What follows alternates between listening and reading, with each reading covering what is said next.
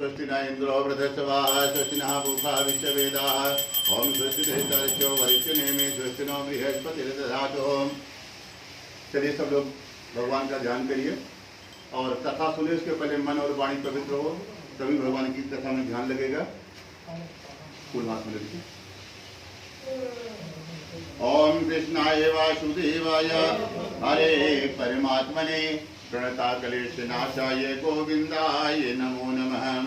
ओम वासुनां वासुदेवस्य वासुनां भुवनत्रयं सर्वभूत निवासीनां से वासुदेवा नमोस्तुते। चलिए भगवान का नाम लीजिए पहले।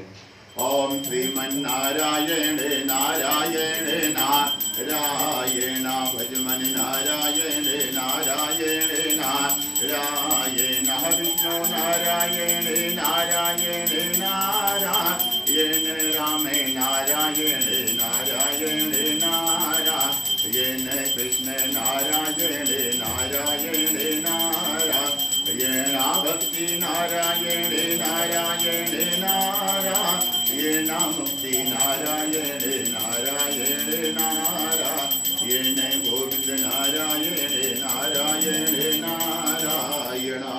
आदि प्रथमोध्याय। एक समय की बात है, नैमिषारण्य तीर्थ स्थान पर सौनक आदि ऋषियों ने 88,000 ऋषियों ने श्री सूर्य भगवान से पूछा कि हे प्रभु, इस कलयुग में वेद विद्या से रहित मनुष्यों को भगवान की भक्ति कैसे प्राप्त होगी और मनुष्यों का उद्धार कैसे होगा। हे श्रेष्ठ मुनि, ऐसा कौन सा तप है, ऐसा कौन सा पूजा पाठ है और ऐसा कौन सा दान है जो हमको बता दें और मनुष्यों को, सभी मनुष्यों को बता दें और मनुष्य एक बार अपने घर पर कर ले और मनुष्यों का उद्धार हो जाए।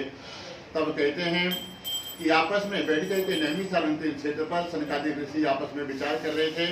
उनको कोई उपाय नहीं समझ में आया, तो सभी ने श्री व्यास जी के परम शिष्य श्री सूर्य महाराज को सभी ने आह्वान किया और सूर्य महाराज थोड़ी देर पर उस सभा में पधारते हैं।